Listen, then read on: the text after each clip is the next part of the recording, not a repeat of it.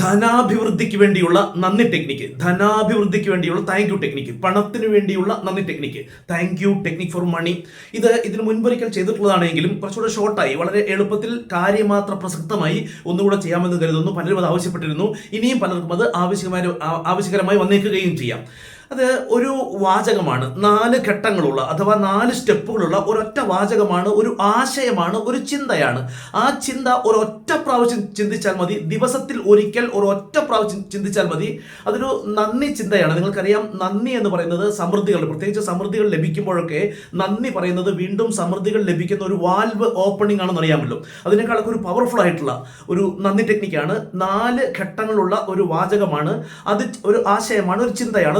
അത് ചെയ്യുന്ന സന്ദർഭമാണ് അതിന് പ്രാധാന്യം. അത് ചെയ്യുന്ന സന്ദർഭത്തിലാണ് അതിന് പ്രാധാന്യം. ആ സന്ദർഭം പറയുന്നതിന് മുൻപ് ആ വാചകം എന്ന് പറയാം. 4 ഘട്ടങ്ങളുള്ള ഒരു വാചകം. ഇത്രയും കാലം എനിക്ക് ലഭിച്ച പണത്തിന് ഞാൻ നന്ദി പറയുന്നു. ഇപ്പോൾ എൻ്റെ കൈവശമുള്ള പണത്തിന് ഞാൻ നന്ദി പറയുന്നു. ഇനിമേൽ എനിക്ക് ലഭിക്കാൻ പോകുന്ന പണത്തിന് ഞാൻ നന്ദി പറയുന്നു. ഇന്നത്തെ എൻ്റെ പ്രവർത്തനങ്ങളുടെ ഉദ്ദേശം പണം കൂടിയാണ്. 4 സ്റ്റെപ്പുള്ള ഒരൊറ്റ വാചകം. ഒരിക്കൽ കൂടെ ആവർത്തിക്കുന്നു. ഇത്രയും കാലം, അത് നിങ്ങൾക്ക് അവനവൻ്റെ മതവിശ്വാസ പ്രകാരമൊക്കെ നന്ദി പറയാം. അൽഹംദുലില്ലാ എന്നോ, യേശുവെ നന്ദിയെന്നോ, ഭഗവാൻ കൃഷ്ണ നന്ദിയെന്നോ, യുക്തിവാദികളാണെങ്കിൽ താങ്ക് യു യൂണിവേഴ്സ് എന്നൊക്കെ ആവാം. ഏതായാലും ആ നന്ദി എന്നുള്ളതാണ് പ്രധാനം. ഇത്രയും കാലം എനിക്ക് ലഭിച്ച പണത്തിന് ഞാൻ നന്ദി പറയുന്നു. ഇപ്പോൾ എൻ്റെ കൈവശമുള്ള പണത്തിന് ഞാൻ നന്ദി പറയുന്നു. ഇനിമേൽ എനിക്ക് ലഭിക്കാൻ പോകുന്ന പണത്തിന് ഞാൻ നന്ദി പറയുന്നു. ഇന്നത്തെ എൻ്റെ പ്രവർത്തനങ്ങളുടെ ഉദ്ദേശം പണം കൂടിയാണ്. ഇനി അതാ പറയുന്ന സന്ദർഭമാണ്. നിങ്ങളോ നിങ്ങളുടെ വീട്ടിലെ ഏണിംഗ് മെമ്പറോ, നിങ്ങളാണ് ഏണിംഗ് മെമ്പർ അഥവാ സമ്പാദിക്കുന്ന വ്യക്തിയെങ്കിൽ നിങ്ങൾ തന്നെ. അതല്ല നിങ്ങളൊരു വീട്ടമ്മയാണ്, അല്ലെങ്കിൽ ഒരു ജോലി ചെയ്യാത്ത ഒരാളോ, അല്ലെങ്കിൽ ഒരു വർക്ക് ചെയ്യാത്ത എന്തെങ്കിലും ഒരു ജോലിയോ ബിസിനസ്സോ ചെയ്യാത്ത ഒരാളാണെന്നുണ്ടെങ്കിൽ നിങ്ങളുടെ വീട്ടിലെ ഏണിംഗ് മെമ്പർ ആരാണോ അദ്ദേഹം പുറത്തേക്ക് ഇറങ്ങുമ്പോൾ, ഒരുപക്ഷെ അദ്ദേഹം ഇനി വിദേശത്താണെങ്കിൽ പോലും അദ്ദേഹം പുറത്തേക്ക് ഇറങ്ങുന്ന സമയമൊക്കെ ചോദിച്ച് മനസ്സിലാക്കി വെച്ചതിന് ശേഷം ആ പുറത്തേക്ക് ഇറങ്ങുന്ന സമയത്ത്, ഇപ്പൊ നിങ്ങളാണെങ്കിൽ ഉദാഹരണം മോർണിംഗ് ആവട്ടെ ഈവനിങ് ആവട്ടെ, മോർണിംഗ് ഡ്യൂട്ടി ആവട്ടെ ഈവനിങ് ഡ്യൂട്ടി ആവട്ടെ, ജോലി ആകട്ടെ ബിസിനസ് ആകട്ടെ, എന്ത് തന്നെ ആകട്ടെ, ആ വർക്കിലേക്ക് ഇറങ്ങുമ്പോൾ, ഉദാഹരണം മോർണിംഗ് ആണ് ഇറങ്ങുന്നതെങ്കിൽ മോർണിംഗ് ഫ്രഷായി ഭക്ഷണവും കഴിച്ച് ഡ്രസ്സും ചേഞ്ച് ചെയ്ത് പുറത്തേക്ക് ഇറങ്ങുമ്പോഴാണ് ഈ ഒരൊറ്റ വാചകം, ആ ഒരു വാചകം പറയേണ്ടത്. അതിന്റെ 2 കാര്യങ്ങളാണ്. ഒന്ന്, അങ്ങനെ ഒരു ചിന്തയോടെ അല്ല പുറത്തേക്ക് ഇറങ്ങുന്നതെങ്കിൽ എന്തെങ്കിലും ചിന്തകൾ ഉണ്ടാകാം മനസ്സിൽ.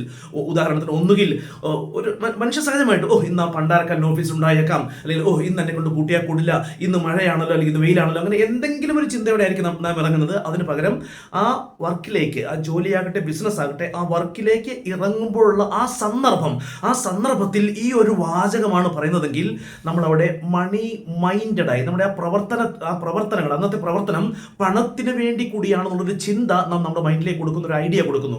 അതല്ല എങ്കിൽ പലപ്പോഴും മറ്റു പല ചിന്തകളും. അത് മാത്രമല്ല, മറ്റൊരു കാര്യം, നമ്മൾ രാവിലെയോ എപ്പോഴെങ്കിലും പോലും പലപ്പോഴും നിങ്ങളിൽ നന്മയുള്ള മനുഷ്യർ പലരും എന്തിനാണ് ആ വർക്കിലേക്ക് പോകുന്നത് എന്ന് പലപ്പോഴും മറന്നു പോകുന്നു. പണത്തിന് വേണ്ടിയാണ് എന്നുള്ളത് പലപ്പോഴും മറന്നു പോകുന്നു. ഒരു പോലീസ് ഓഫീസർ ആവട്ടെ, അല്ലെങ്കിൽ ഒരു ടീച്ചർ ആവട്ടെ, ഒരു സാധാ ജോലി ചെയ്യുന്ന ആളാവട്ടെ, ആരോ ആവട്ടെ, ഇന്ന് ആ ഉത്തരവാദിത്വം ചെയ്യണം, ഈ ഉത്തരവാദിത്വം ചെയ്യണം, അത് ചെയ്യണം, ആ വർക്ക് പൂർത്തിയാക്കണം, ഈ വർക്ക് പൂർത്തിയാക്കണം എന്നുള്ളതായിരിക്കും ചിന്ത. അതല്ലാതെ ഇതെന്റെ പണത്തിന് വേണ്ടി കൂടിയാണെന്ന് നിങ്ങൾ മറന്നേ പോയിരിക്കുന്നു. ശരിയല്ലേ? സത്യമല്ലേ? യാഥാർത്ഥ്യമല്ലേ? ഒന്നുകൂടെ ചിന്തിച്ചു നോക്കൂ. നിങ്ങളിൽ പ്രത്യേകിച്ച് നന്മയുള്ള മനുഷ്യർ, ഉത്തരവാദിത്വ ബോധമുള്ള മനുഷ്യർ പലരും ഇന്ന് ഈ പ്രവർത്തനത്തിലേക്ക് ഇറങ്ങുന്നത് പണത്തിന് വേണ്ടി കൂടിയാണെന്ന് നിങ്ങൾ കാലങ്ങളായി മറന്നേ പോയിരുന്നു.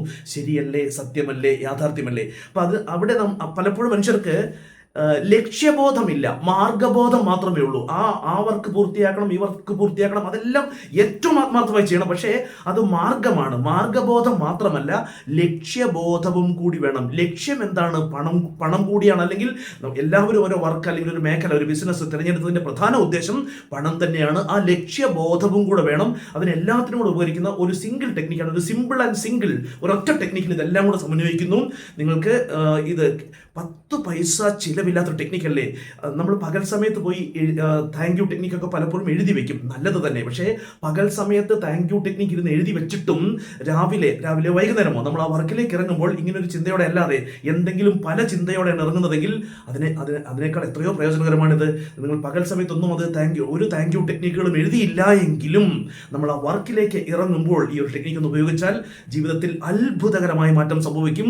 KKPP എന്നെങ്കിലും, അഥവാ കിട്ടി പോയി എന്നെങ്കിലും പരീക്ഷിക്കാൻ വേണ്ടിയെങ്കിലും ചെയ്തു നോക്കൂ. അത്ഭുതകരമായ ഫലം അനുഭവിച്ചറിയൂ.